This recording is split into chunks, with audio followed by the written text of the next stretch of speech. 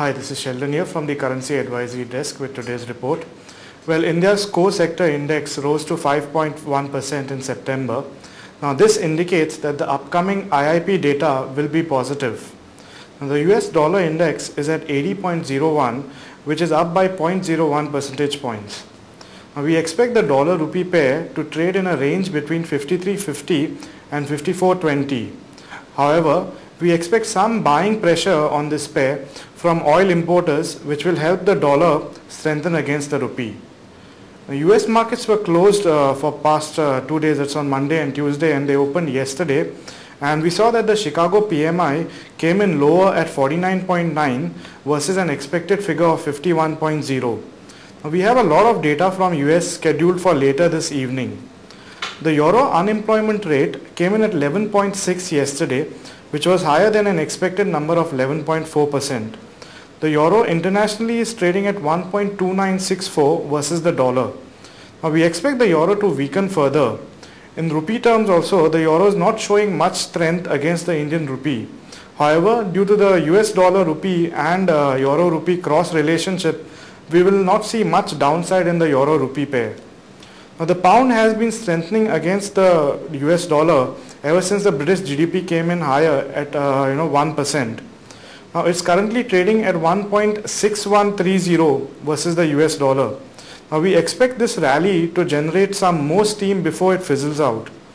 Now, versus the Indian rupee also, the British pound can appreciate further to around 87 to 87.10 levels, and traders can go long at around 86.50 to 86.55 levels.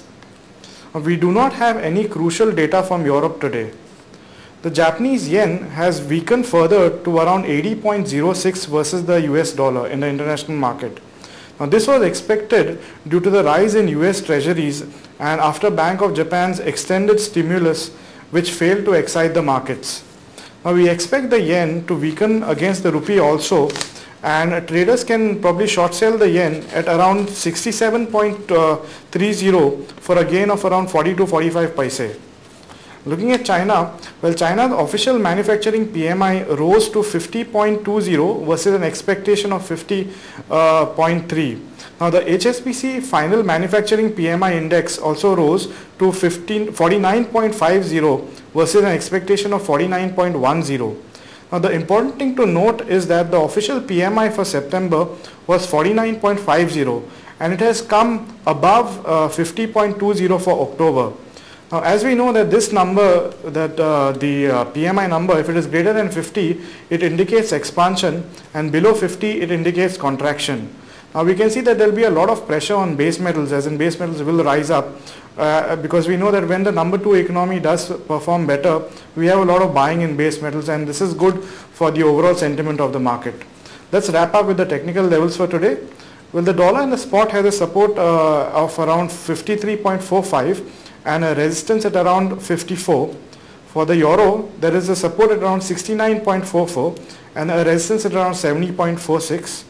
For the pound, we see that there is a support at around 86.23 and a resistance at around 87.50. And for the yen, there is a very strong support at around 66.80 and a resistance at around 67.73. Well, that's it for today. Thank you.